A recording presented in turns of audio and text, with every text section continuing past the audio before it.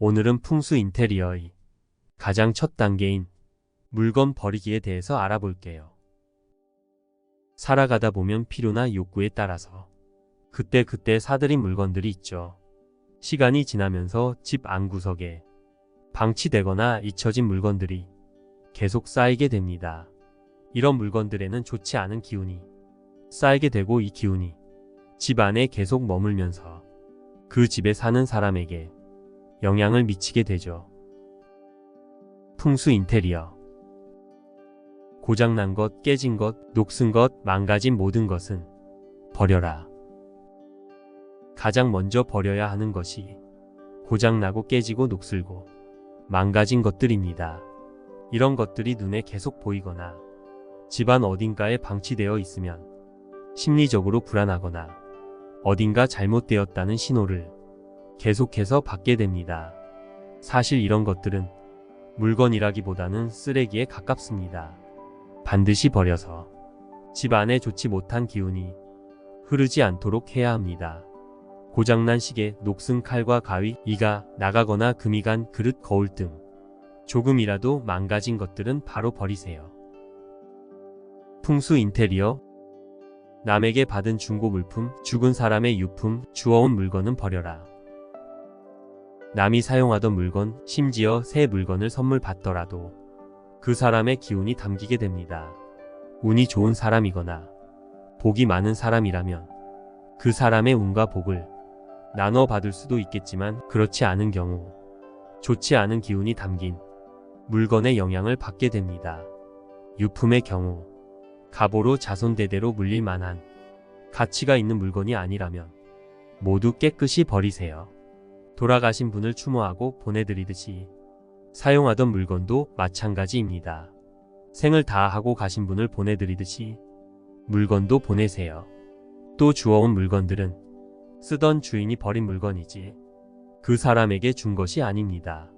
어떤 사람이 쓰던 물건인지도 모를 뿐만 아니라 본 주인의 허락을 받지 않고 가져온 물건이기에 더욱 좋지 않습니다. 어쩔 수 없이 중고 물건이나 남의 손을 탄 물건을 사용해야 한다면 물로 깨끗이 씻거나 햇빛이 잘 드는 곳에 방치해 전에 사용하던 사람이나 다른 기운이 다 빠지도록 한 후에 사용해야 합니다. 풍수 인테리어.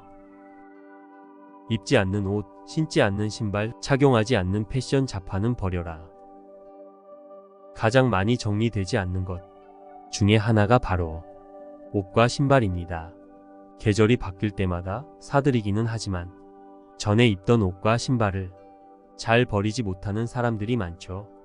이런 것들은 집 안 공간을 낭비하는 주범인 동시에 한정된 옷장과 신발장이 정리되지 못하도록 하는 이유입니다. 정리가 되지 않으면 활용이 어렵습니다. 활용하기 어렵게 물건 정리가 되지 않으면 인간의 삶에도 같은 기운이 피어오를 수 있습니다. 시간도 돈도 인간관계도 정리되지 못하고 복잡하게 얽혀 있어 정작 필요한 때 제대로 활용하지 못하게 됩니다. 또 매일 사용하는 옷장과 신발장이 너무 복잡하게 꽉 채워져 있으면 볼 때마다 답답하고 꽉 막힌 기분이 들겠죠? 옷장과 신발장을 열 때마다 깔끔하게 정리되어 보기 좋게 만드세요. 옷장은 저축운을 상징하기도 합니다. 너무 빽빽하게 꽉 채워두지 말고 공기가 흐를 수 있도록 여유롭고 편안한 기분이 드는 옷장으로 바꿔주세요. 풍수 인테리어. 사용하지 않는 물건들은 다 버려라. 언젠가 쓰겠지 하면서 수년째 방치하고 있는 모든 물건을 버리세요.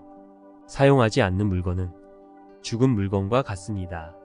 죽은 시체가 썩고 냄새가 나듯 죽은 물건에는 좋지 못한 기운과 먼지가 앉게 마련입니다.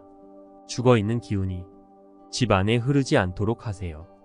우리의 모든 공간에는 불필요하거나 사용하지 않아 기가 순환되지 못하는 곳이 없어야 합니다. 지금 당장 침실, 서재, 드레스룸, 거실, 주방, 현관, 화장실, 아이들 방, 베란다 등 모든 공간을 점검하세요. 쓰지 않는 침구류, 보지 않는 책, 너무 많이 쌓여만 있는 오래된 그릇들, 오래되고 낡은 수건, 쓰지 않는 우산, 몇 년째 쓰지 않고 베란다에 방치되어 있는 잡동사니 모두 버리세요. 하루에 다 하려고 하면 안 됩니다.